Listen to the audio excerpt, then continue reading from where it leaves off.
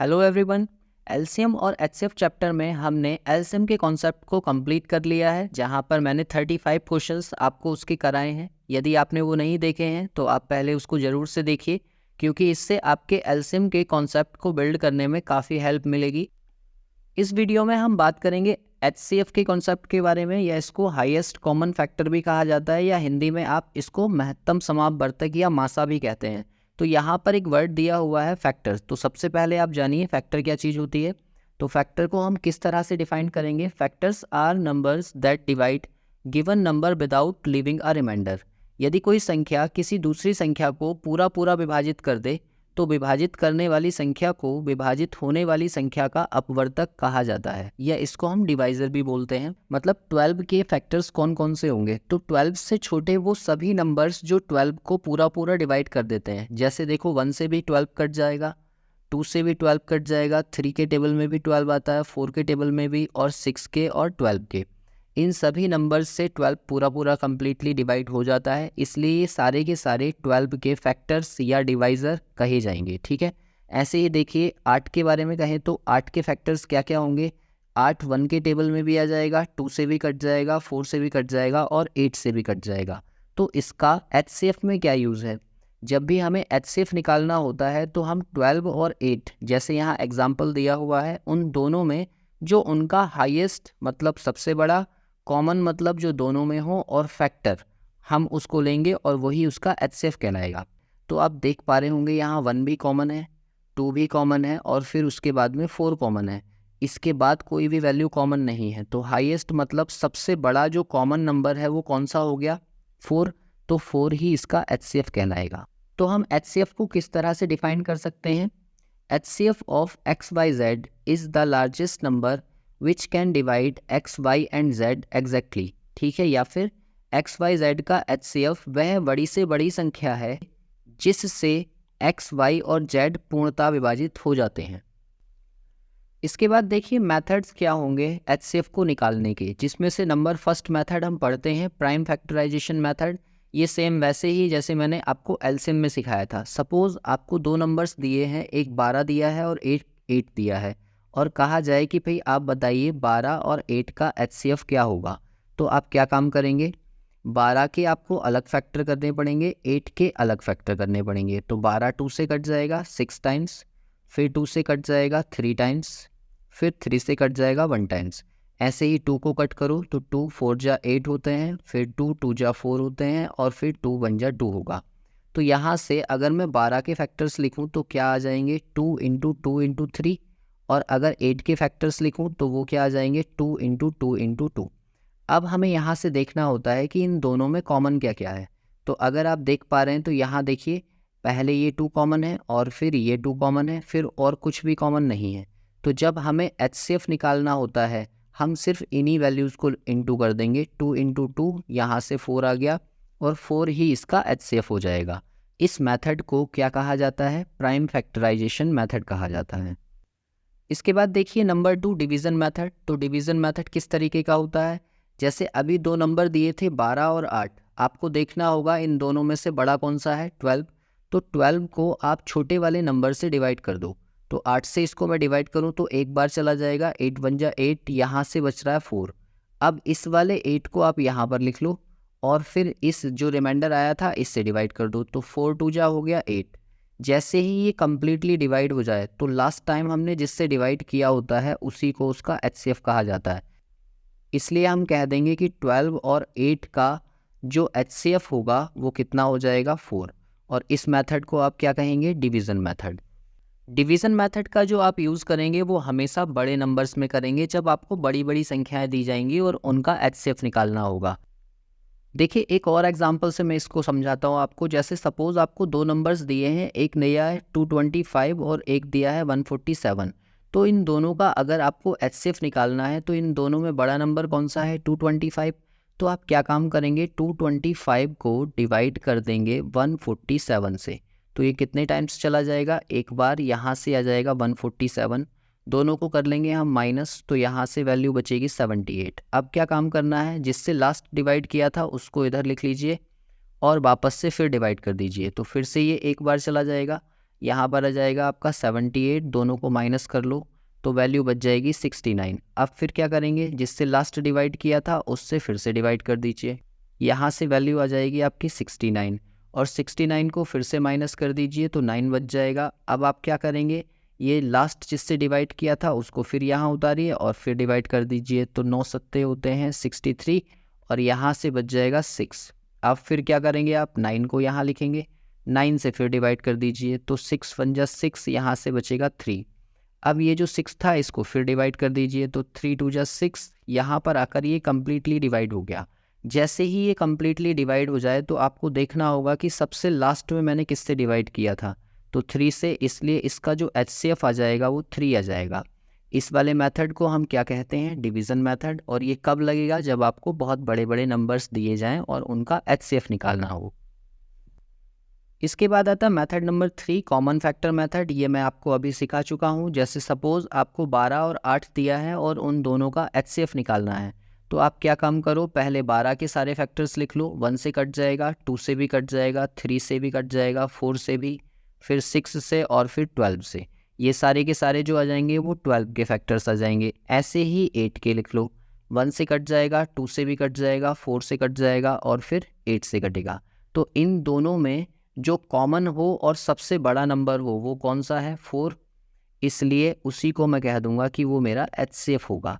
लेकिन इस मेथड को हम जनरली यूज़ नहीं करते क्योंकि छोटे नंबर्स में तो ये अप्लाई हो जाएगा, लेकिन बड़े नंबर्स जब आएंगे तो हम कहाँ तक फैक्टर लिखेंगे। अब देखिए HCF को निकालने के लिए एग्ज़ाम में आपकी क्या अप्रोच होनी चाहिए। जैसे सपोज़ आपको 2 नंबर्स दिए थे 12 और 8 और इन दोनों का आपको HCF निकालना था, तो एक तरीका तो हमारे लिए क्या है, प्राइम फैक्टर से निकालेंगे हम। दूसरा मेथड हमारा हो गया डिवीज़न मेथड और तीसरा हमने सीखा कॉमन फैक्टर मेथड। लेकिन एग्ज़ाम में इन तीनों को लगाए बिना क्वेश्चन को कैसे सॉल्व करेंगे, ये जो की पॉइंट आपको दिया है इसकी हेल्प से। देखो यहाँ पर लिखा है कि कोई भी 2 संख्याओं का HCF उनके अंतर से बड़ा नहीं हो सकता। बस इस बात को आपको याद रखना है और इस अप्रोच को आप इस क्वेश्चन में लगाइए। देखिए जैसे इन दोनों का अगर मैं डिफरेंस ले लूँ तो वो डिफरेंस कितना आएगा, 4। तो आपको ये चेक करना है कि इस वाले 4 से ये दोनों नंबर्स कटेंगे या नहीं कटेंगे। तो 4 के टेबल में 12 भी आता है और 4 के टेबल में 8 भी आता है। वापस से हम कहाँ आ गए, रूल ऑफ डिविजिबिलिटी पर। ठीक है, तो मैंने वो आपको पढ़ा दिया है।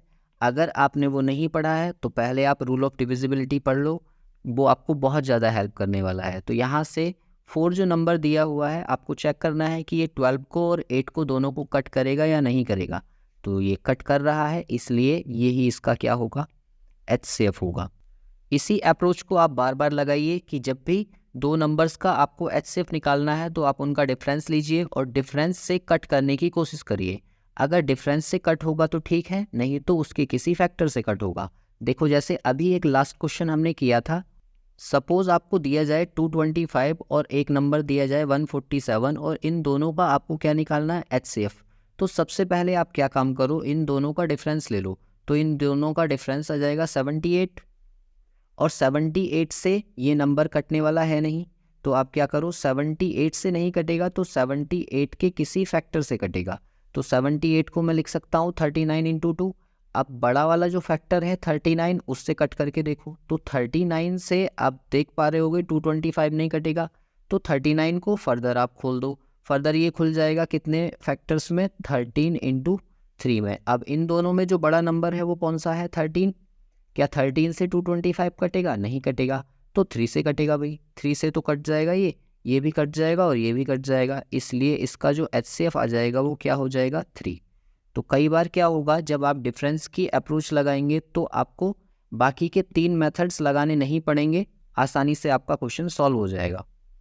देखिए क्वेश्चन नंबर फर्स्ट में क्या कहा गया है कि 42, 63 और 140 का मासा ज्ञात कीजिए। HCF आपको निकालना है। 3 नंबर आपको दे रखे हैं, एक 42 है, दूसरा 63 है और तीसरा 140 है। तो HCF निकालने के लिए आपके पास 3 तरीके हो गए। पहला तो आप अप्रोच लगा सकते हैं, कौन सी, प्राइम फैक्टराइजेशन मेथड की। आप तीनों का अलग अलग फैक्टर करने के बाद में HCF निकाल लीजिए। या फिर आप लगा सकते हैं इसमें डिवीज़न मेथड। डिवीज़न मेथड लगाने के लिए पहले कोई से 2 नंबर्स का HCF निकालना पड़ेगा, जो आंसर आएगा उसका तीसरे नंबर के साथ में HCF निकाल दीजिए। या फिर लगाइए वो स्मार्ट अप्रोच जो मैंने अभी आपको सिखाई है। आप क्या काम करो, इन तीनों नंबर्स में से कोई से दो नंबर ऐसे सेलेक्ट करो जिनके बीच में सबसे कम डिफरेंस हो। तो यहाँ से देखो, अगर मैं पहले और दूसरे नंबर के बीच में देखूँ तो 21 का डिफरेंस है। ऐसे ही इन दोनों के बीच में जो डिफरेंस है वो 77 का है, और ये दोनों के बीच में जो डिफरेंस आएगा वो 98 का है। तो इनमें सबसे कम डिफरेंस कौन सा दिख रहा है आपको? 21। तो आपको ये करना है, इस 21 से कट करके देखो कि क्या ये तीनों नंबर्स कट हो रहे हैं। तो 42 तो 21 से कट जाएगा, 63 भी कट जाएगा, लेकिन 140 नहीं कटेगा। अगर 140 नहीं कटेगा तो इसके किसी फैक्टर से कटेगा भाई। 7 × 3 लिख सकते हैं हम 21 को।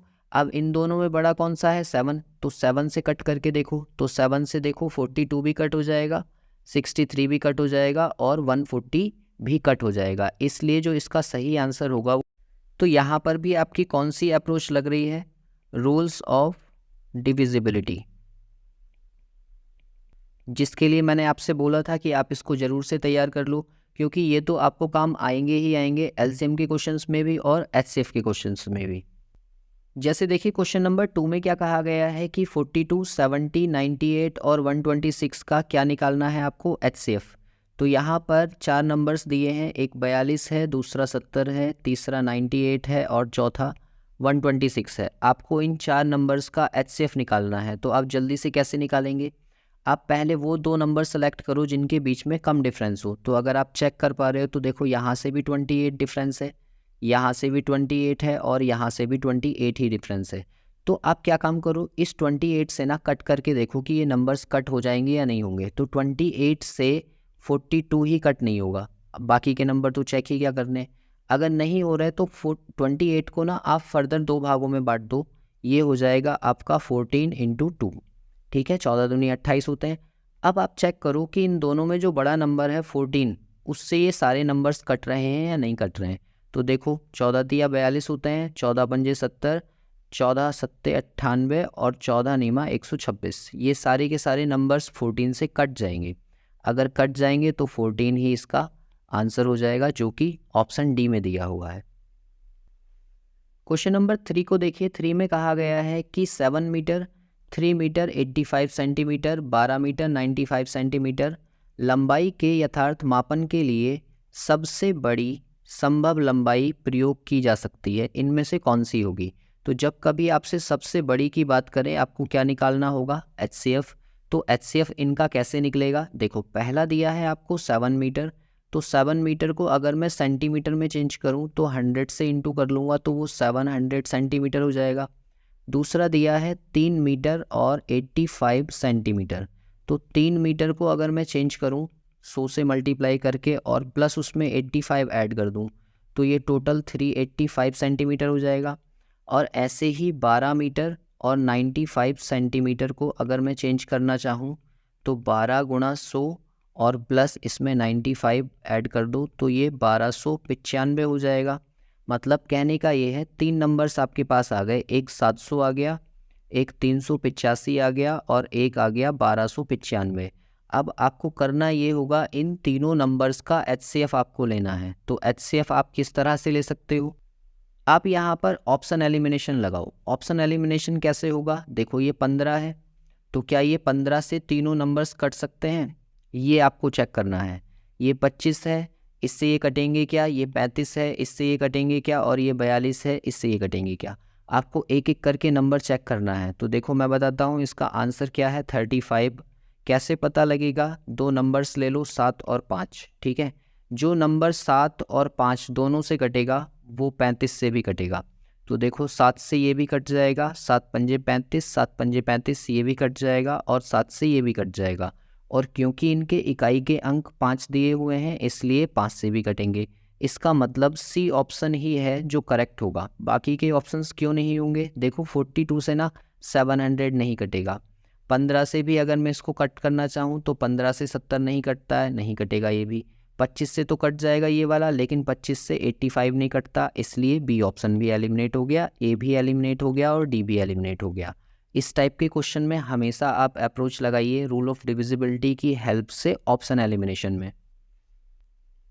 क्वेश्चन नंबर 4 को देखिए। इसमें कहा गया है कि किसी दूध वाले की एक टंकी में 75 लीटर्स तथा दूसरी टंकी में 45 लीटर्स दूध है, तो उस बड़े से बड़े बर्तन की माप ज्ञात कीजिए जो दोनों टंकियों के दूध को पूरा पूरा माप सके। ठीक है, अगर आपको ये निकालना है तो यहाँ पर भी आपको क्या फाइंड करना होगा, HCF। कौन से दो नंबर्स का, 75 और 45 का। ठीक, तो दोनों का डिफरेंस कितना दिख रहा है हमें, 30। आपको क्या चेक करना पड़ेगा कि 30 से ये दोनों नंबर्स कट रहे हैं या नहीं कट रहे हैं। तो 30 से तो कट नहीं रहे, इसका मतलब 30 के किसी फैक्टर से कटेंगे, तो 15 और 2 आता है। अगर आप देखो तो 15 से 75 भी कट जाएगा और 45 भी कट जाएगा, तो यही इसका HCF हो जाएगा, जो कि हमें कौन से ऑप्शन में दिख रहा है, सी में। सी ऑप्शन इसका करेक्ट हो जाएगा।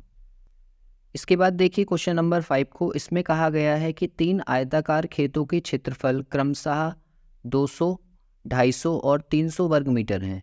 तीनों खेतों में बराबर क्षेत्रफल की क्यारियां बनाई जानी हैं। प्रत्येक क्यारी की चौड़ाई 5 मीटर है, तो उसकी अधिक से अधिक लंबाई क्या होगी। अब देखो यहाँ पर एरिया देकर ना लेंथ पूछ रखी है, तो इस क्वेश्चन को आप कैसे सॉल्व करोगे। सबसे पहले तो आपको ये 3 नंबर्स दिख रहे हैं, 200 दिख रहा है, 250 दिख रहा है और एक 300 दिख रहा है। तो आपको क्या करना होगा, इनका HCF लेना है। HCF कैसे लेंगे, देखो यहाँ डिफरेंस 50 है, यहाँ पर भी डिफरेंस 50 है, तो आपको चेक करना है कि 50 से ये तीनों नंबर्स कट जाएंगे क्या। 200 भी कट जाएगा, 250 भी कट जाएगा और 300 भी कट जाएगा। तो यहाँ से पता चल गया कि HCF जो आने वाला है वो तो कितना आने वाला है, 50 मीटर। लेकिन हमसे 50 मीटर पूछा नहीं गया है, हमसे क्या पूछा गया है कि अगर इसकी लेंथ, इसकी ब्रेथ 5 मीटर है तो लेंथ कितनी होगी। तो आप क्या करो, एरिया कैसे निकलता है, L इंटू बी, यही एरिया होता है। तो आपको लेंथ निकालनी है और ब्रेथ की वैल्यू 5 दे रखी है और एरिया दे दिया 50। तो 5 से कितने बार कट जाएगा, 10 टाइम्स, मतलब लेंथ कितनी आ जाएगी, 10 यूनिट्स। तो 10 मीटर्स आपको कहाँ दिख रहा है, ऑप्शन ए में, जो कि इसका सही आंसर है।